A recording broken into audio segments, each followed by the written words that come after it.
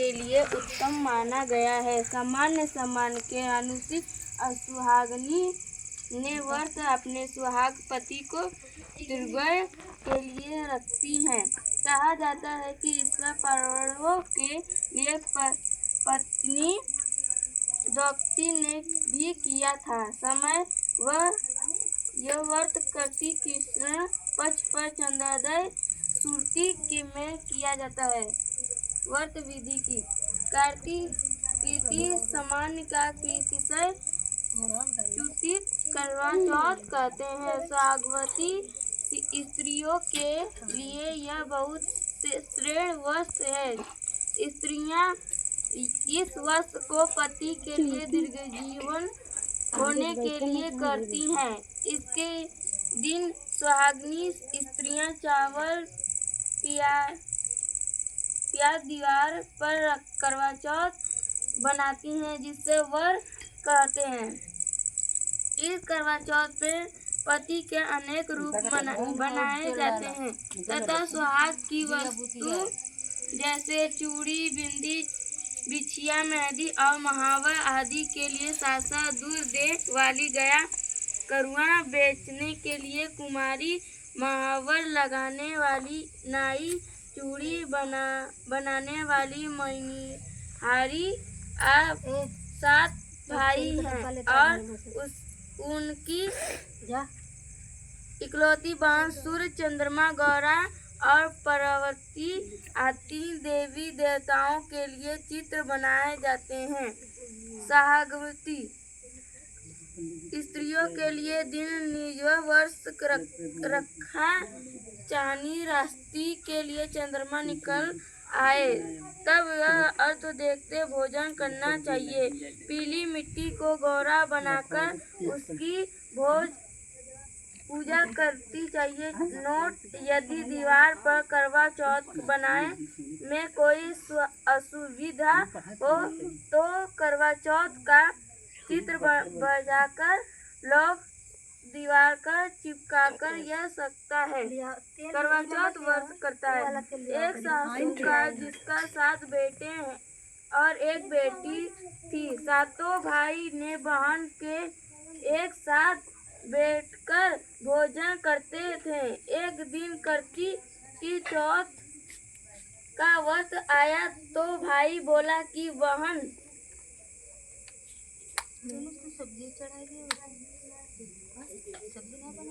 आओ बहन भोजन करे। बहन बोली कि आज तो करवा चौथ का व्रत है, चांद उगने पर ही रखूंगी। तब भाइयों ने सोचा कि चांद उगने तब बहन भूखी रहेगी, तो एक भाई ने दिया जलाया, दूसरे भाई ने लेकर वह नकली चांद दिखाकर बहन को कहते लगे कि चल चांद उग गया।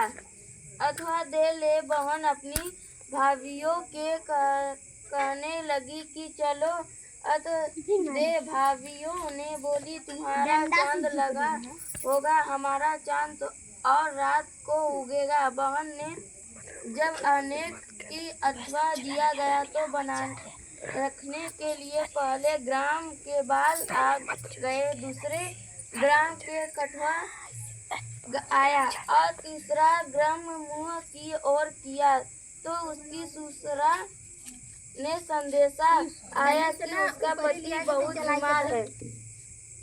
जल्दी भोज माँ ने भेजा। माँ ने तब लड़की को विदा कर किया तो कहा रास्ते में तो भी कुछ मिल जाएगा। गांव लड़का और कोई सुहागन का आशीष है तो उसके पहले मैं गांव लौटकर उसके कुछ रुपए देना। बहन अब भाइयों के विदाई पर रास्ते में जो भी मिला उसे वह आशीष दी कि तुम 7 भाइयों के बहन तुम्हारी भाइयों सुखी रहे और तुम के सुख रखो। सुहागन का आशीष किसी भी नहीं दिया। जब वह ससुराल में पहुंची तो दरवाजे पर उसकी छोटी ननद खड़ी थी। वह उसके भी गांव लगी तो उसका कहा कि सुहागिनी रखो, संपूती है तो उसके। यह सुनाकर पहले गांव में बाज दी और ननद ने सोने का सिक्का दिया। तब गई तो सास ने कहा कि पति धरती पर पड़ा है और वह उसकी पास जाकर उसकी सेवा करने के लिए बैठ गई। बाद में सास ने दासी के साथ बची सूखी रोटी भेज दी। इस प्रकार में समय बीतते बीतते अस्सी के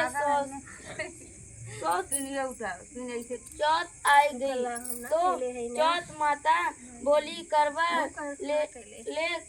करवा लेकर भाइयों के प्यारी करवा लेकिन तब उसे चौथ करोगी, आपको मेरा सुहाग देना पड़ेगा। तब उस चौथ माता ने बताया कि पोष के चौथ आए तब वह मेरी बेटी है।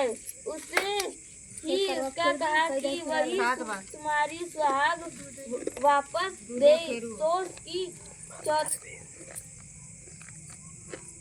कर चली गई, बाग के चली गई, फलंगू की चली गई। क्षेत्र में वस्त्र श्रेष्ठ आषष्ठ के अवशिष्ट भादों की सभी चौथ आई तो कहकर चली गई कि आगे वाली को कहाँ